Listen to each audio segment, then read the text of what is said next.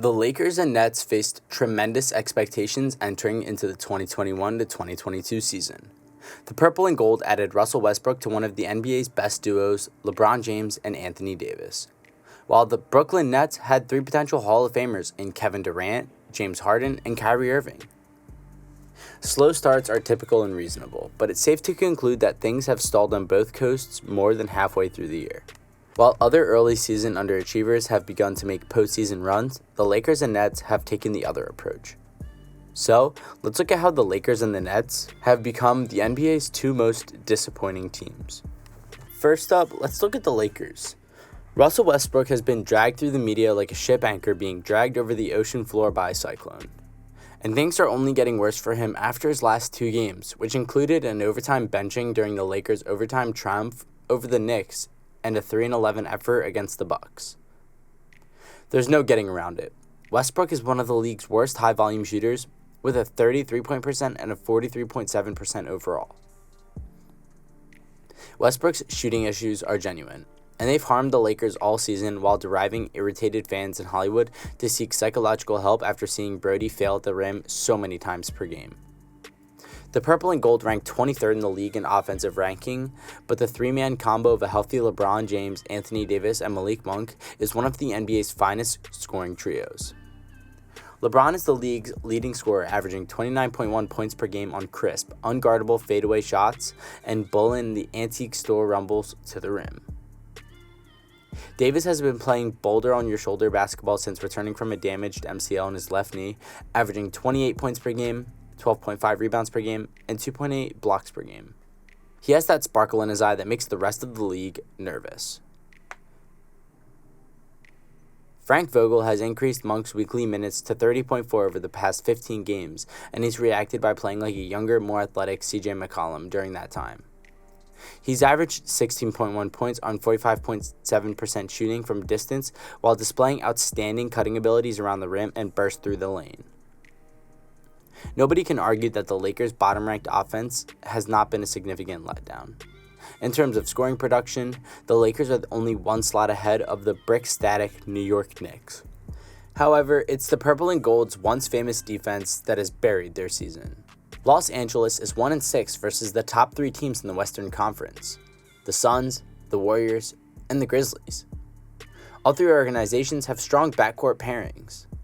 The Suns are led by All-Stars Chris Paul and Devin Booker, while the Warriors are led by MVP candidate Steph Curry and sharpshooter Klay Thompson. Finally, the Grizzlies will debut All-Star Ja Morant and future All-Star Desmond Bane. The Lakers don't have anyone on the roster who can shut down these guard duos.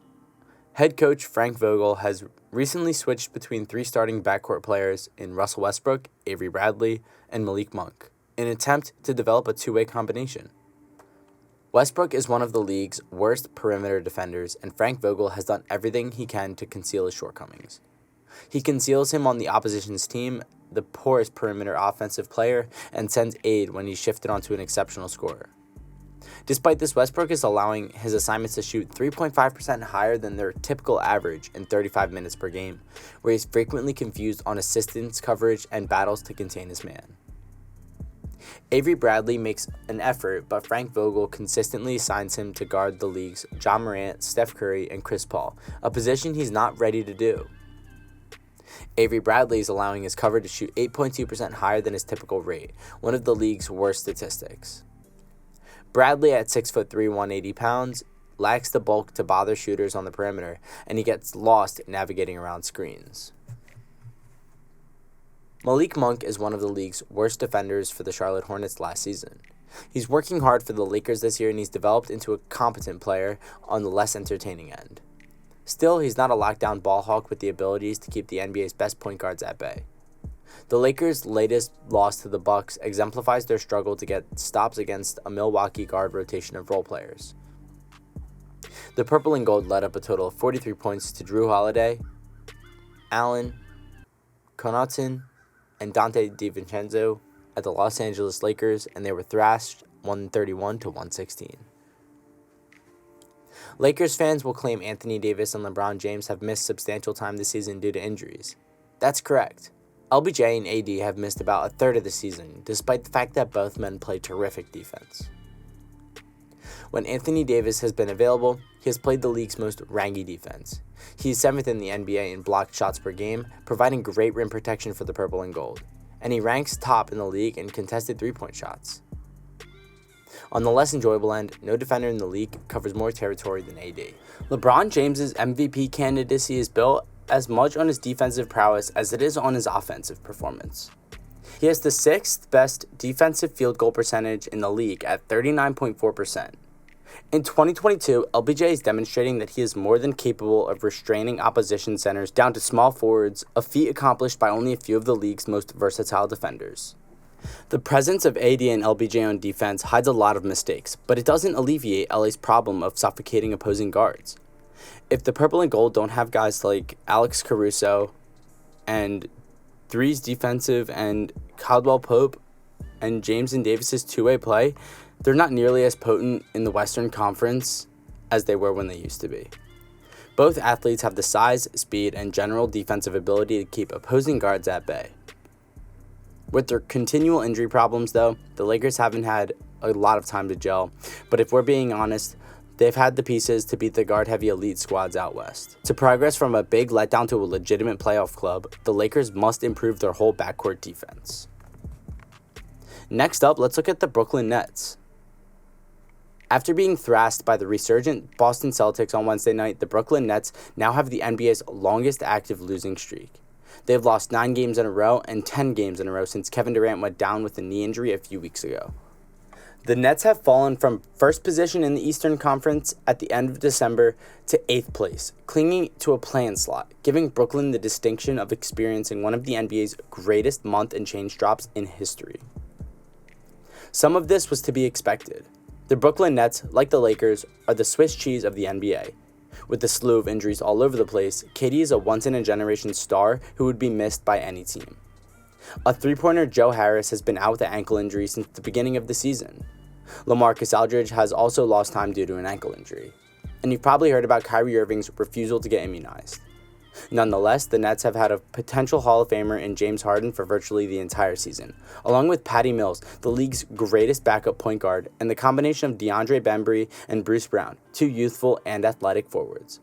James Harden has stunk it up for the Nets recently, though, shooting 38.7% from the field in 37.8 minutes over Brooklyn's last 12 games. In Houston, you could surround James Harden with 4 random NBA players, open the floor for him, and let him pound the opposing team into submission with his relentless foul-drawing isolation attacks and tremendous passing abilities.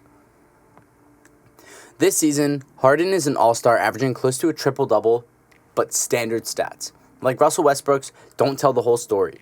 In 2022, the Beard's usage rate fell down to 33.6%, nearly a full 10 percentage points lower during his heyday in Houston. He's lost a stride or two, and his three-point shooting of 33.2% is the lowest of his career. It's clear that Harden isn't the same player he was when he dominated the NBA for the Rockets. To make matters worse, Harden appears to be unhappy in Brooklyn, and now trade clouds have gathered overhead, with the last intel, according to ESPN, indicating that there's a real chance the 76ers and Nets may pull off a Ben Simmons for James Harden trade. This Harden situation is a disaster, but not for the first time he's blown up a team.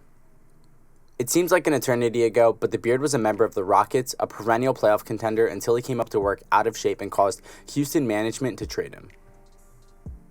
Kyrie Irving, the Nets' other potential Hall of Fame guard, may be the most vexing player in the NBA. I'm not going to criticize his decision to forego the immunization, but heck, it costed the Nets. Irving is a marvel with the ball in his hands, and if he'd spent the entire year developing chemistry with the rest of the squad, losing KD for a dozen or so games wouldn't have been a big deal. As of now, Kyrie Irving's in-road, out-of-town experiment has failed. The Nets are 4-8 with him in the lineup and look like a disconnected disaster when he's on the court. Who knew the team cohesion was so important? The Nets' woes extend beyond their star-studded backcourt and injuries. They're ranked 19th in the NBA for defense, which is lower than any other NBA champion has ever ranked. Other teams, such as the Clippers and Mavericks, have rallied behind their injured star, playing swarming defense and doing everything they can to squeeze out victory. Well guys, thank you so much for making it to the end of the video. Be sure to smash that like button, subscribe to our channel, and ring that notification bell so you never miss a video. I'll see you guys next time and have a great day. Peace.